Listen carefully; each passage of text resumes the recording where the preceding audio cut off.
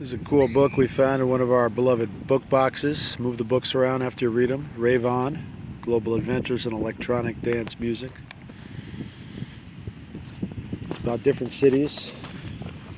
This first part's about Detroit, one of the birthplaces of techno. From the Underground Resistance headquarters, that was a group, Underground Resistance, Cornelius Harris and I drove across to the nearby Packard automotive plant, an enormous derelict car factory which had shut down in the 50s and had since become a ravaged symbol of this busted boomtown. We stepped delicately through the rubble and climbed the shattered concrete stairs, picking our way past spray-painted ghoul faces and fading smileys on our way up to the roof, where we looked down over 330,000 square meters of dead industry, stripped by scrappers and left to rot, an early warning of what would happen to a lot of the rest of the city. The Packard building has been used as a suitably apocalyptic setting for various Hollywood movies and even featured in a wistful doomsday verse written by former U.S. Poet Laureate Philip Levine, The Last Shift. British street artist Banksy once did a mural somewhere in the building, a stencil painting showing a sad-looking boy and the words, "I remember when all this was trees." It was later removed and sold off for $137,000. It was here in this graffiti-spattered skeleton of a building that Richie Houghton and John Acquaviva used to hold raves in the 90s. The two white techno heads were born in Britain and Italy, respectively, but grew up in the Canadian cities of Windsor and London, not far across the border from Detroit. They used to travel down to the city to hear Derek May play from midnight until dawn at the Music Institute Club from 1988 to 1990, when the manic artistry was at its youthful peak.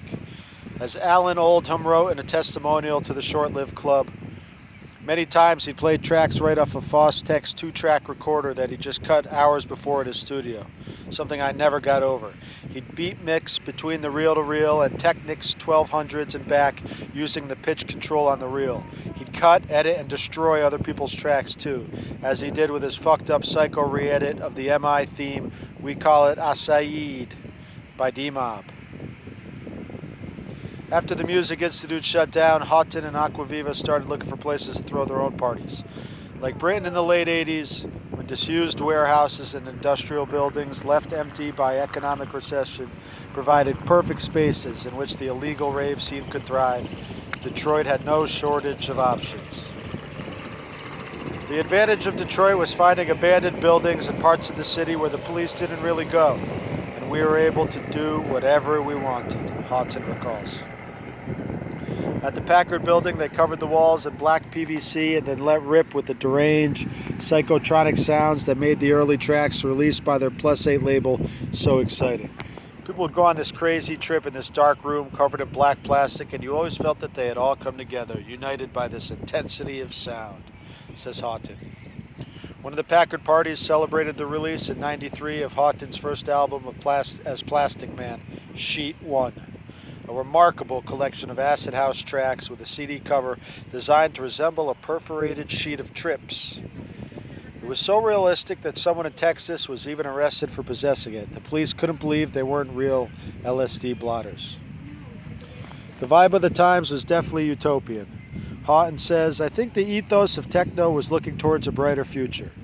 I also think that's why it came up in Detroit. It was a way to escape the future that was laid out before you for many people. Electronic music enabled us to dream of a brighter future and actually did create a brighter future for many of us." There were also raves in disused factories, abandoned warehouses, and even a car workshop where the DJ would play in a booth made out of cast-off auto parts. In the late 90s, however, the police began cracking down on the illegal parties, and by 2000, the city's rave scene had been eviscerated. Detroit had given techno to the world, fueling the European rave explosion, but back at home, its pioneers were still virtually unknown, and there were very few places left for them to play. Detroit has been a mass social experiment. The future of America hit here first. DJ Soul, Detroit Techno Militia.